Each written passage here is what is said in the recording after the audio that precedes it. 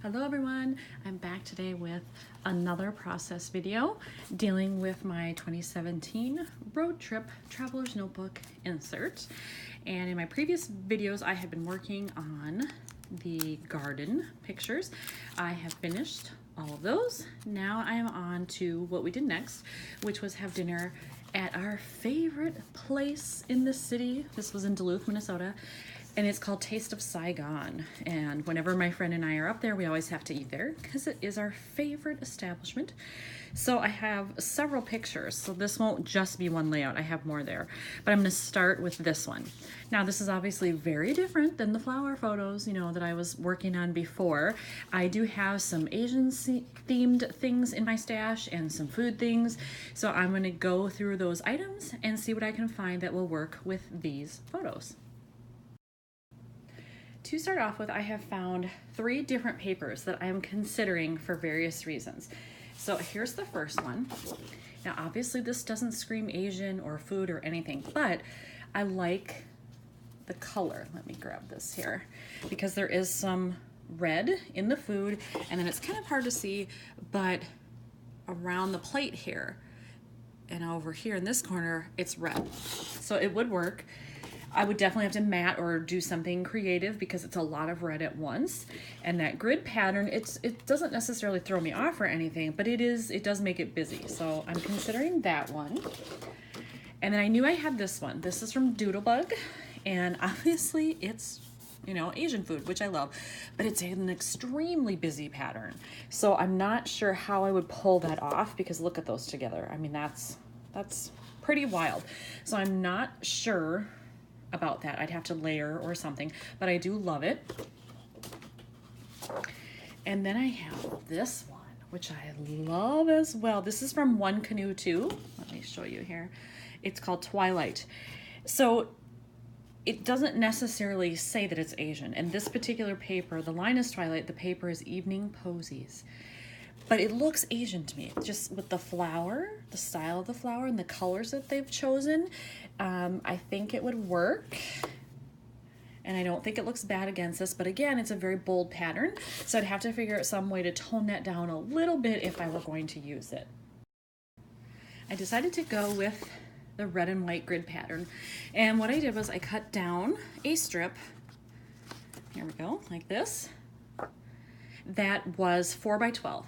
And then I cut that at 8 inches. So I have 8 and then 4 so that I can distribute between the pages. And I don't know which side is going to be which yet. I need to kind of assess the photos. This is a 4 by 4 photo.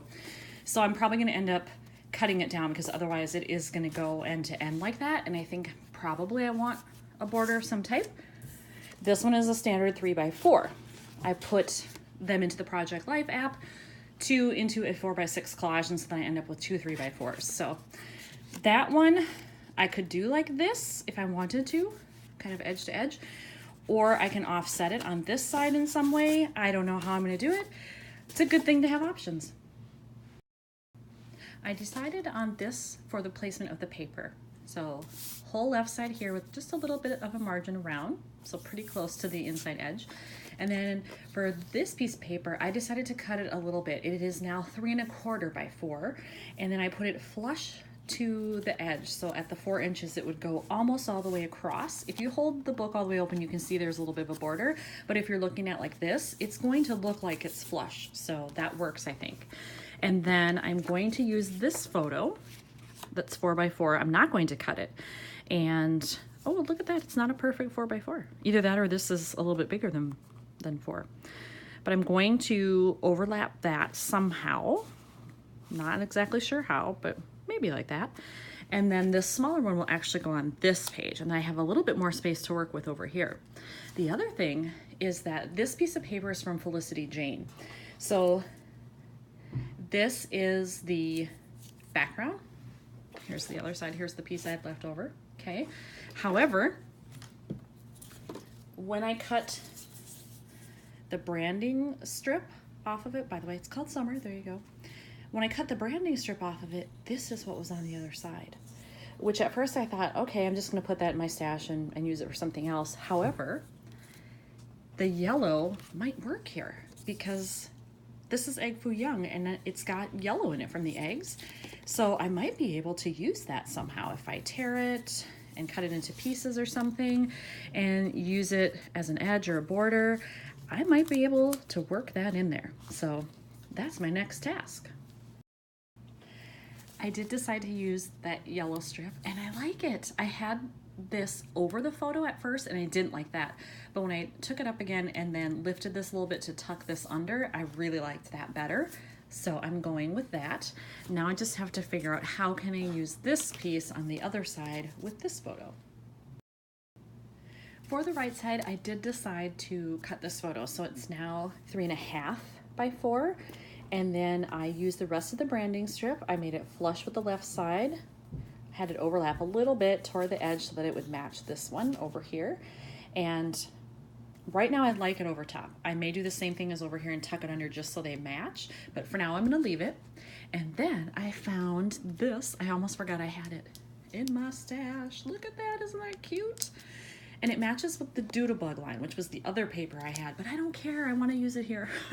So I think I'm going to like overlap it somehow, maybe a little off kilter over the top. It brings in more white, so you won't see quite so much of this red. That helps break all of that up a bit. And it's just cute, come on. So I think I'm gonna put that there, and then here I may just do some letters that says Taste of Saigon.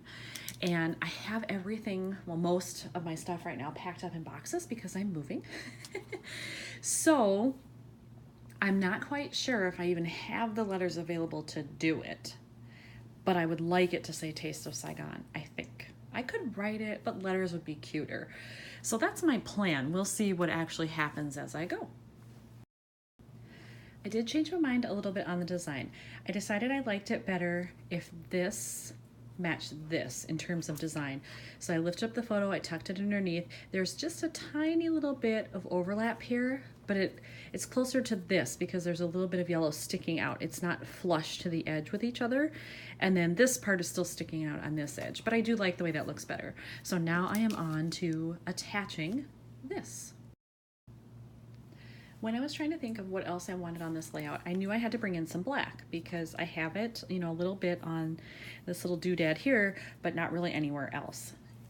When I went through my stash, I found these. These are puffy stickers from Citrus Twist, and this one is black and it says more, and I could always have more of this. So I am going to use it on the left-hand side of the. For the right-hand side, I found something else fun. I went into my Small Talk stickers from Tim Holtz. This is the snarky version, and if you don't have these, you need to get them. The phrases that are in here are awesome. But I found this one that says, my favorite thing to make for dinner is reservations. Now at this particular restaurant, you really don't need a reservation. You can just walk in. But still, if I could eat out and get this instead of cooking, I will do it every time. So I think it's still applicable. Woohoo! I was able to find some white letters in my stuff. So I can do Taste of Saigon right here. So I'm gonna put that on, yay! So I put on the letters. I liked the way they looked, but I felt like they blended into the background a little too much, so I just did some black outlining around them. And then for this empty space up here, I went back to my Tim Holtz words, and this one is just the big chat. And I found these words, and I put them together, something perfect. So this one is done. That was really fun to put together. I wasn't sure how it was gonna go, but I'm pleased with how it turned out in the end. Thanks for watching, everybody.